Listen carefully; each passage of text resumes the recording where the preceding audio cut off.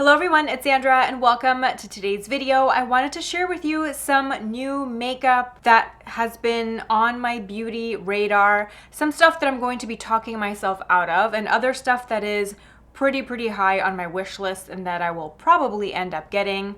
But it's always fun to do these with you to kind of help talk through the process, talk through the launches that are piquing my interest, and kind of go back to my collection and prioritize using up what I have before moving on to something new.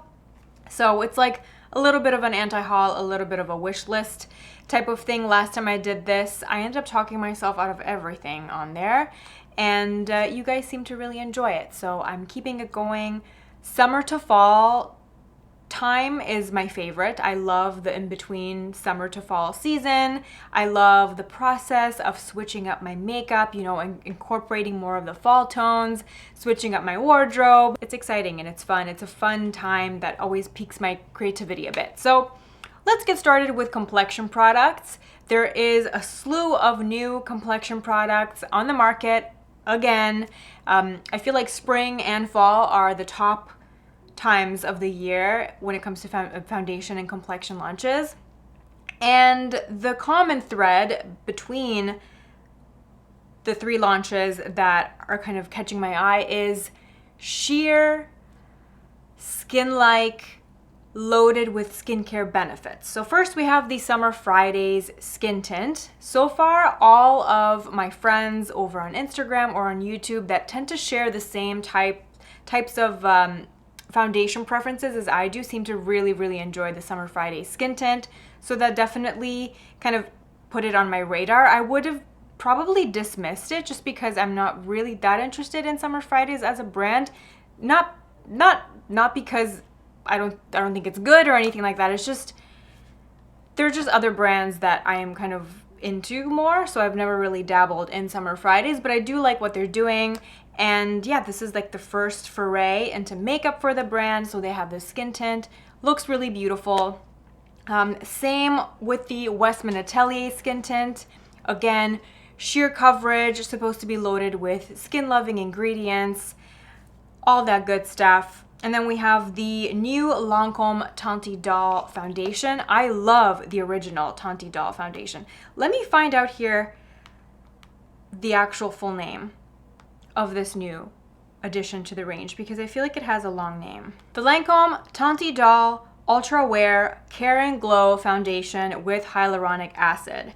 So this seems to be a lighter, slightly maybe glowier version of the original Teint Idole foundation, and I don't have the original Teint Idole foundation in my collection right now because I had used it up, but that was one of my favorite foundations. So I am curious about this new formula, but if there's one makeup category that I truly am on a strict one in, one out policy with, it's complexion products. So I'm really trying to stick to that. I'm not going to buy any of these three new complexion launches, even though they sound lovely, because I just have too many foundations that I like that kind of do the same thing.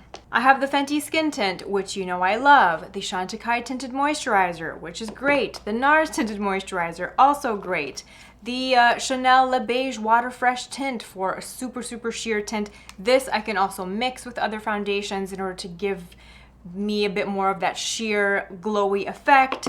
I have the Chantecaille Future Skin Foundation, which is very much, again, if you read the description of this, it kind of seems to do the same thing that the new Lancome foundation claims to do. So I'm just really good in the complexion department. I truly don't need something else, but those three are catching my eye. So if I was in the market for a new complexion product, for something lightweight for every day, that's where I would be looking. Next, I have concealer, and this one particular concealer has been on my radar because of Andreea. She has been raving about it. She said that it's one of her favorite concealers. It really doesn't crease, and it has a really good amount of coverage under the eyes. And it's the Huda Beauty Concealer. She uses it in the shade Nougat, and her and I kind of wear a lot of the same shades in complexion products, so that's kind of the shade that I would be interested in as well. And yeah, it looks amazing whenever she uses it on camera, and I am really interested in the fact that it doesn't crease. She really says that out of all the concealers that she's tried, that one has been the best in terms of crease resistance. And yeah, that kind of piqued my interest. That concealer is definitely high on my wish list. I've actually never tried anything from Huda Beauty before, ever. That's another brand that's like, I've been watching it from afar, but I've never dipped my toes into the brand. I need to finish up some concealers that I have that are on their last leg. So once I use these up, I will probably be buying the Huda Beauty. But until then, I'm going to be making my way through my Lancome Teint Idole Ultra Wear concealers and my Giorgio Armani Luminous Silk concealer, which they're all kind of on their last legs. Hopefully by the end of the year, I'll be finishing them up, and then I'll be buying the new Huda Beauty, and I will let you know my thoughts. But all three of these are fantastic. I use them both under the eyes and on the rest of my face. They're all kind of multi-purpose concealers for me. The next item on my list is the Charlotte Tilbury Cream Eyeshadow in the shade Exaggereyes. That one kind of haunted me for the entire month of August. For the month of August, I did a no buy, so I did not allow myself to buy any new makeup, but that's like the one thing that I was super tempted by, and it kind of stayed on the back of my mind for almost the entire month. But towards the end of the month, I ended up kind of weaning myself off of it, and I kind of managed to curb my appetite for that product by mixing two products that I already had, and I really like the effect of these together. They kind of do the same job that Charlotte Tilbury eyeshadow product would do. So the Charlotte Tilbury product, it's essentially a warm peachy brown with a silver glitter, and it's this gorgeous cream shadow. So I've just been mixing, you know, the Tom Ford Abyssinian cream shadow, which is a matte warm brown, with Victoria Beckham chiffon lid luster, which is like a silver pearly glittery topper. So these two together managed to kind of give me that same effect. This is what they look like separate, and then here is a better look at what the combination looks like on the eyelid. It's not exactly the same, but it's close enough, and it was enough for me to kind of just to curb my appetite, so that Charlotte Tilbury product is no longer living rent-free in my mind. The other eyeshadow product that would be a nice to have, but it's not a must-have, and I'm probably going to end up completely talking myself out of it by the end of the year. It's the new Pat McGrath Mothership 10 eyeshadow palette. It looks gorgeous, it really does, but I'm just so much more into quads and single eyeshadows, especially this year. I really haven't been reaching for my larger eyeshadow palettes as much, so if I want to be pragmatic and if I want to be logical, I would just forget about that Pat McGrath palette, even though it looks beautiful. And if I had it, I probably would use it, but I really don't need it. I would rather put those resources towards another quad. And the one quad that's really on my radar is the new one from Chantecaille, from the Chantecaille Fall collection. They have two quads coming out, and the one in the Cougar shade is what I have my eye on. It looks beautiful. It's like a neutral, slightly cool toned quad, and that's definitely on my wish list. I will probably end up ordering it, because this year one of my most used eyeshadow products was the Chantecaille quad in the Giraffe, from their Giraffe collection. This was from their limited edition spring collection, and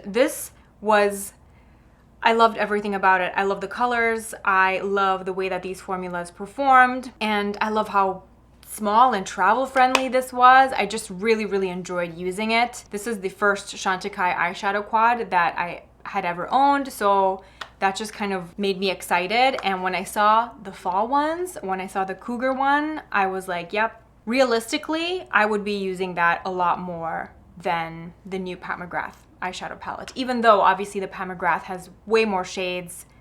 When it comes to me and my everyday eyeshadow wearing habits, that's something that I would be more drawn to, and I would be using it more frequently. And the last eyeshadow product that is also very high up on my wish list is one of the new colors of the Lisa Eldridge Liquid Lurex eyeshadows. She launched, I believe, 6 new shades, and you know, initially I wasn't interested in that eyeshadow formula. The first shades that were launched, they were beautiful, but I managed to talk myself out of them.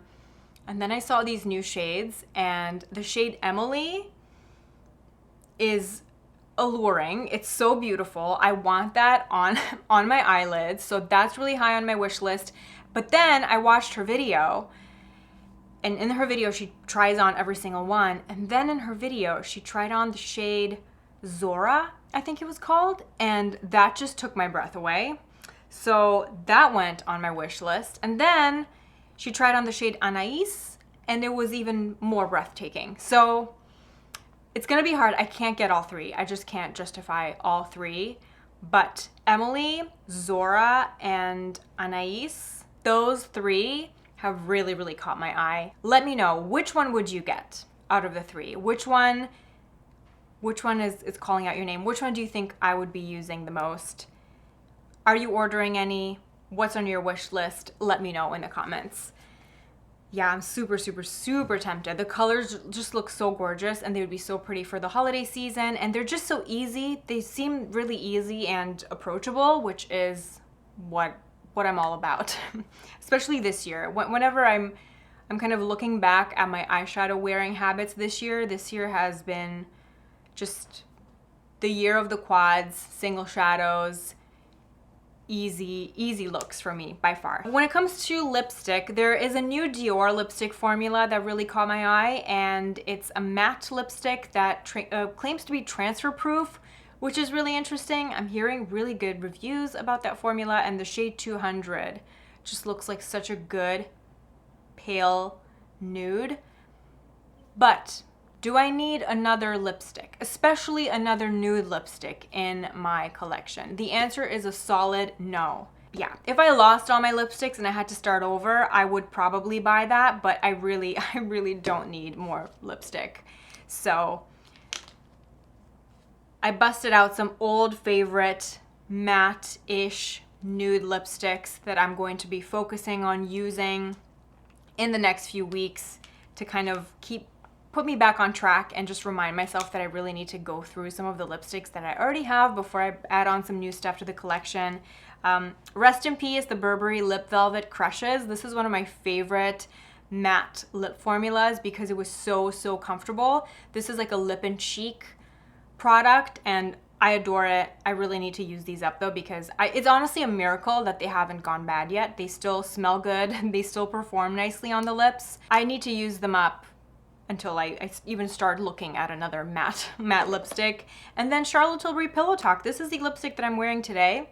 I really rarely reach for this, and I don't know why, because it's gorgeous. So I don't need another nude lipstick. I have more than enough to keep myself occupied, but the new Dior 200 looks so good. And then the last thing that's on my radar is more of a new brand that's really tempting me, and it's Make Beauty. It's not a new brand, but the brand has undergone a rebrand in the last couple of years, and I really like what they're doing. I heard that their skincare is amazing, and the makeup launches that they've had so far have been really good. They have these gorgeous dewy blush sticks. They have just launched bronzers. They have these lip serums that look incredible.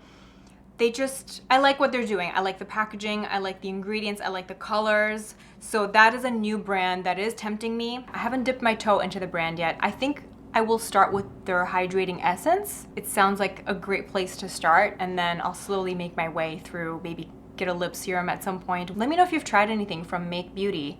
I would love to know your experience in the comments. And that's it for me. That's what's currently on my radar. That's what I'm planning on buying and what I'm talking myself out of for the beginning of fall. Let me know what's catching your eye, what's tempting you in the comment section below. Thank you so much for watching, and I will see you in my next video. Bye.